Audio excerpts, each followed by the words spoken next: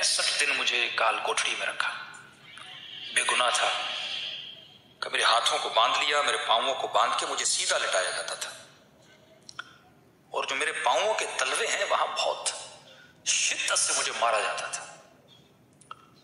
کہ قبلہ بس شدت اتنی ہے، آپ کو بتا دوں کہ اتنا شدت سے مارتے تھے، میرے پاؤں سوج جاتے تھے، میرے ناخن وہاں سے نکل آتے تھے،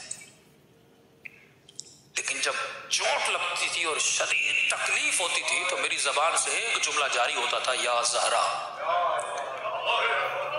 میں بی بی کو بلاتا تھا، پھر مارنے کے بعد 3 گھنٹے مجھے اسی طرح اس حالت میں چھوڑ دیتے تھے۔ کہتے مولانا اللہ گواہ ہے، جب اس شدت میں بی بی کو پکارتا تھا، یہ لوگ باہر چلے جاتے تھے، میں یا زہرا کہتا تھا، میرے دونوں ہاتھوں کی کڑیاں کھل جاتی تھی۔ جب تک وہ واپس آئے میں بیٹھ کے تھوڑا آرام کرتا تھا، پھر آتے تھے، پھر میں کڑیوں میں اپنے ہاتھوں کو ڈال دیتا تھا۔ کہا کہ کافی دن گزر گئے، بی بی کو پکارتا رہا، لیکن کوئی فرج نہیں ہوا۔ کہ ایام فاطمیہ قریب تھے اور 3 دن باقی تھے بی بی کی شہادت میں۔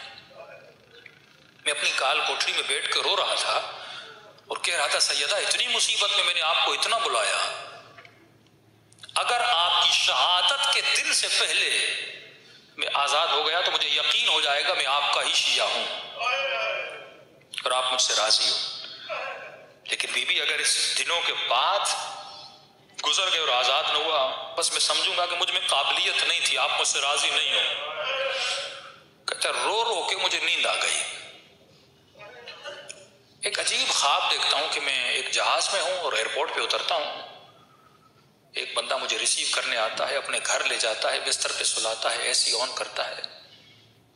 ایک سفر کا منظر دیکھتا ہوں خواب کے عالم میں، نیند سے اٹھتا ہوں، سوچ ہی رہا تھا کہ یہ میں نے کیا دیکھا ہے، کہاں جا رہا تھا، کس جہاز سے اتر رہا تھا۔ کہتے اتنے میں جو چھوٹی سی کال کوٹری تھی اس کی دیوار پر میں نے مڑ کے دیکھا، دنیا کی خوبصورت ترین ہینڈ رائٹنگ میں کچھ لکھا ہوا تھا۔ کہ قبلہ 25 سال گزر گئے، آج تک میں نے ایسی ہینڈ رائٹنگ پھر نہیں دیکھی۔ لکھا ہوا تھا، بسم اللہ الرحمن الرحیم، جو بھی اس کال کوٹری سے نکلنا چاہتا ہے، بچنا چاہتا ہے، وہ 540 یا 35 مرتبہ یہ دعا پڑھے، شفا مل جائے گی۔ میں نے کہا دعا کیا تھی؟ کہ قبلہ لکھا ہوا تھا، اللہم انی اسألک بحق فاطمۃ وابوها وبعلها وبنوها وسر المستودع فیہا بعدد محاطبہ۔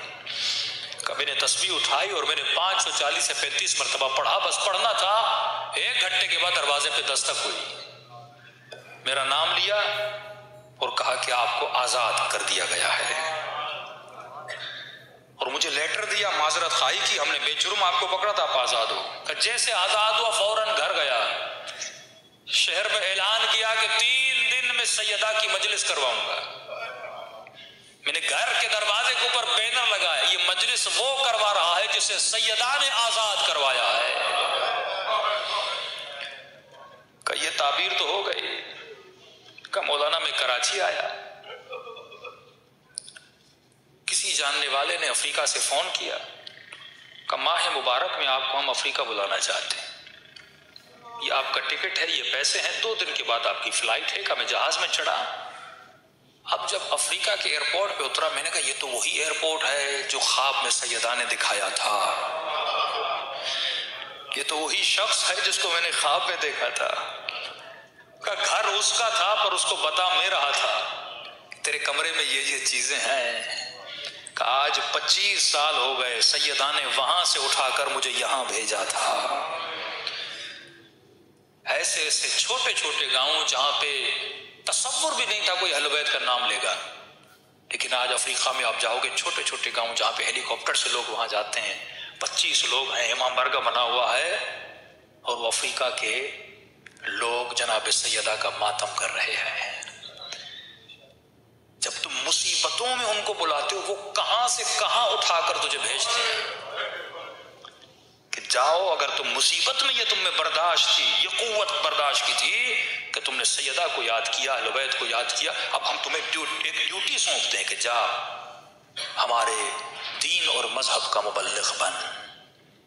تو میرے عزیز صرف خوشیوں میں نہیں، فرمایا شیعتنا خلقوا، ہمارے شیعوں کو ہماری بچی ہوئی مٹی سے بنایا گیا، وعجنوا بماء محبتنا، اور ان کی مٹی کو گوندا گیا ہماری محبت کے پانی سے۔ یعنی اس وجود کے رگ رگ میں اہل بیت کی محبت ہے، لیکن یہ محبت پریکٹیکلی نظر بھی آنی